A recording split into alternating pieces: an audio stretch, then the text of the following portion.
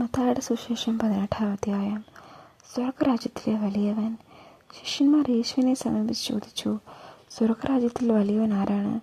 യേശു ഒരു ശിശുവിനെ വിളിച്ച് അവരുടെ മധ്യേ നിർത്തിക്കൊണ്ട് അരുളിച്ചെയ്തു, സത്യമായി ഞാൻ നിങ്ങളോട് പറയുന്നു, നിങ്ങൾ മാനസാന്തരപ്പെട്ട് ശിശുക്കളെപ്പോലെ ആകുന്നില്ലെങ്കിൽ സ്വർഗരാജ്യത്തിൽ പ്രവേശിക്കുകയില്ല.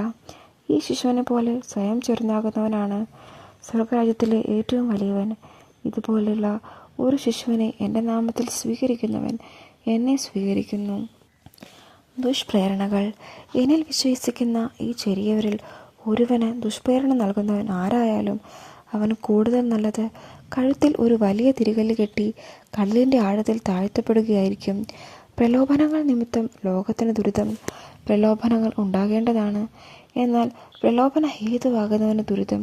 നിന്റെ കൈയോ കാലോ നിനക്ക് പാപഹേതുവാകുന്നുവെങ്കിൽ അത് വെട്ടി എറിഞ്ഞു കളയുക. ഇരു കൈകളും കാലുകളും ഉള്ളവനായി നിത്യാഗ്നിയിൽ എറിയപ്പെടുന്നതിനേക്കാൾ നല്ലത് അംഗഹീനനോ മുടന്തനോ ആയി ജീവനിലേക്ക് പ്രവേശിക്കുന്നതാണ്. നിന്റെ കണ്ണ് നിനക്ക് ദുഷ്പ്രേരണയ്ക്ക് കാരണമാകുന്നുവെങ്കിൽ അത് ചൂഴ്ന്നെടുത്ത് എറിഞ്ഞു കളയുക. ഇരു കണ്ണുകളോടും കൂടെ നരകാഗ്നിയിൽ എറിയപ്പെടുന്നതിനേക്കാൾ നല്ലത് ഒരു കണ്ണുള്ളവനായി ജീവനിലേക്ക് പ്രവേശിക്കുന്നതാണ്. വഴിതെറ്റിയ ആടിൻ്റെ ഉപമ. ഈ ചെറിയവരിൽ ആരെയും നിന്ദിക്കാതിരിക്കാൻ സൂക്ഷിച്ചുകൊള്ളുക. സ്വർഗത്തിൽ അവരുടെ ദൂതന്മാർ എൻ്റെ സ്വർഗസ്ഥനായ പിതാവിൻ്റെ മുഖം എപ്പോഴും ദർശിച്ചുകൊണ്ടിരിക്കുകയാണ് എന്ന് ഞാൻ നിങ്ങളോട് പറയുന്നു. നിങ്ങൾക്ക് എന്ത് തോന്നുന്നു? ഒരാൾക്ക് 100 ആടുകളുണ്ടായിരിക്കെ അതിലൊന്ന് വഴിതെറ്റിപ്പോയാൽ 99നെയും മലയിൽ വിട്ടിട്ട് അവൻ വഴിതെറ്റിയതിനെ അന്വേഷിച്ച് പോവുകയില്ലേ? കണ്ടെത്തിയാൽ അതിനെക്കുറിച്ച് വഴിതെറ്റിപ്പോകാത്ത 99നെക്കുറിച്ച് എന്നതിനേക്കാൾ അവൻ സന്തോഷിക്കുമെന്ന് സത്യമായി ഞാൻ നിങ്ങളോട് പറയുന്നു.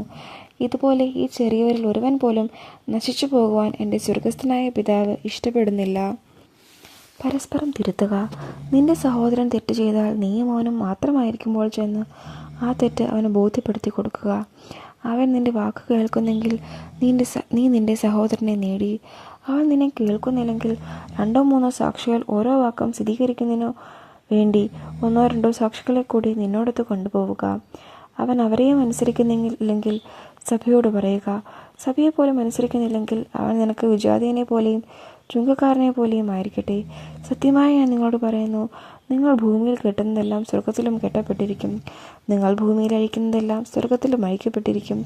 വീണ്ടും ഞാൻ നിങ്ങളോട് പറയുന്നു, ഭൂമിയിൽ നിങ്ങളിൽ 2 പേർ ചോദിക്കുന്ന ഏത് കാര്യവും എൻ്റെ സ്വർഗസ്ഥനായ പിതാവ് നിറവേറ്റിത്തരും.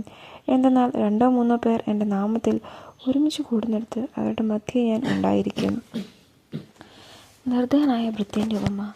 അപ്പോൾ പത്രോസ് മുന്നോട്ട് വന്ന് അവനോട് ചോദിച്ചു, കർത്താവേ, എന്നോട് തെറ്റ് ചെയ്യുന്ന എൻ്റെ സഹോദരനോട് ഞാൻ എത്ര പ്രാവശ്യം ക്ഷമിക്കണം? 7 പ്രാവശ്യമോ? യേശു അരുളിച്ചെയ്തു, 7 എന്നല്ല 70 പ്രാവശ്യം എന്ന് ഞാൻ നിന്നോട് പറയുന്നു. സ്വർഗരാജ്യം തൻ്റെ സേവകന്മാരുടെ കണക്ക് തീർക്കാൻ ആഗ്രഹിച്ച ഒരു രാജാവിന് സദൃശ്യം. കണക്ക് തീർക്കാൻ ആരംഭിച്ചപ്പോൾ 10,000 താലന്ത് കടപ്പെട്ടിരുന്ന ഒരുവനെ അവർ അവൻ്റെ മുമ്പിൽ കൊണ്ടുവന്നു.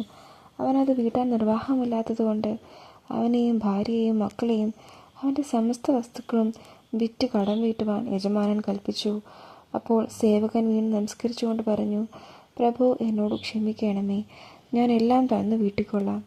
ആ സേവകൻ്റെ യജമാനൻ മനസ്സലിഞ്ഞ് അവനെ വിട്ടയക്കുകയും കടം വിളച്ചു കൊടുക്കുകയും ചെയ്തു.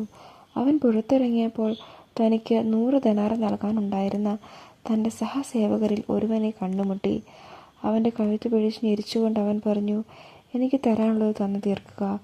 അപ്പോൾ ആ സഹസേവകൻ അവനോട് വീണപേക്ഷിച്ചു, എന്നോട് ക്ഷമിക്കണമേ, ഞാൻ തന്നു വീട്ടിക്കൊള്ളാം. എന്നാൽ അവൻ സമ്മതിച്ചില്ല. കടം വീട്ടുന്നത് വരെ സഹസേവകനെ അവൻ കാരാഗൃഹത്തിലിട്ടു. സംഭവിച്ചതറിഞ്ഞ് മറ്റു സേവകന്മാർ വളരെ സങ്കടപ്പെട്ടു. അവർ ചെന്ന് നടന്നതെല്ലാം യജമാനനെ അറിയിച്ചു. യജമാനൻ അവനെ വിളിച്ചു പറഞ്ഞു, ദുഷ്ടനായ സേവക, നീ എന്നോട് കേണപേക്ഷിച്ചുകൊണ്ട് നിന്റെ കടമെല്ലാം ഞാൻ ഇളച്ചു തന്നു. ഞാൻ നിന്നോട് കരുണ കാണിച്ചതുപോലെ നീയും നിന്റെ സഹസേവകനോട് കരുണ കാണിക്കേണ്ടതായിരുന്നില്ലേ? യജമാനൻ കോപിച്ച് കടം മുഴുവൻ വീട്ടുന്നത് വരെ അവനെ കാരാഗൃഹ അധികാരികൾക്ക് ഏൽപ്പിച്ചു കൊടുക്കൂ. നിങ്ങൾ സഹോദരനോട് ഹൃദയപൂർവ്വം ക്ഷമിക്കുന്നില്ലെങ്കിൽ എൻ്റെ സ്വർഗസ്ഥനായ പിതാവ് നിങ്ങളോടും ഇതുപോലെ തന്നെ പ്രവർത്തിക്കും.